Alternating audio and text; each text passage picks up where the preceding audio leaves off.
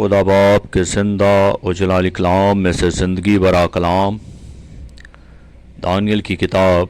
اس کا پہلا باب 1 سے 10 آیت مبارکہ تک۔ شاہ یہودا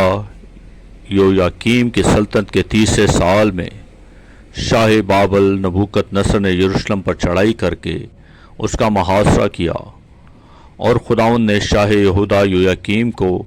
اور خدا کے گھر کے بعض ظروف کو اس کے حوالے کر دیا، اور وہ ان کو سنار کی سرزمین میں اپنے بت خانہ میں لے گیا۔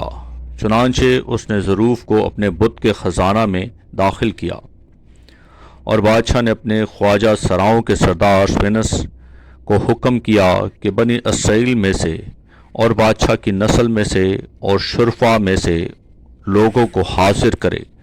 وہ بے عیب، جوان، بلکہ خوبصورت اور حکمت میں ماہر اور ہر طرح سے دانشور اور صاحب علم ہوں، جن میں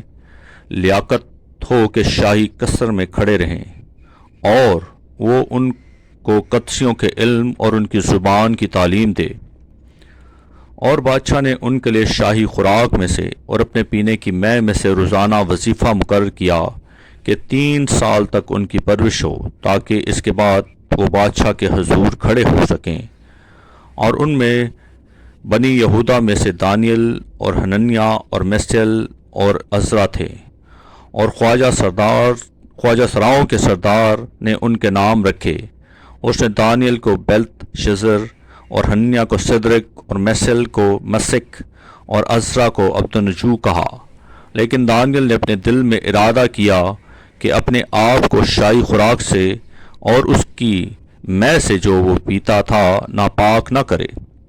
اس لیے اس نے خواجہ سراؤں کے سردار سے درخواست کی کہ وہ اپنے آپ کو ناپاک کرنے سے معذور رکھا جائے، اور خدا نے دانیل کو خواجہ سراؤں کے سردار کی نظر میں مقبول و محبوب ٹھہرایا۔ چنانچہ خواجہ سراؤں کے سردار نے دانیل سے کہا کہ میں اپنے خداوند بادشاہ سے، جس نے تمہارا کھانا پینا مقرر کیا ہے، ڈرتا ہوں۔ تمہارے چہرے اس کی نظر میں تمہارے ہم عمروں کے چہروں سے کیوں زبون ہوں، اور یوں تم میرے سر کو بادشاہ کے حضور خطرے میں ڈالو۔ کلام کے پڑھے اور سنے جانے پر خداوند کی برکت ہو، خداوند کا شکر ہو، آمین۔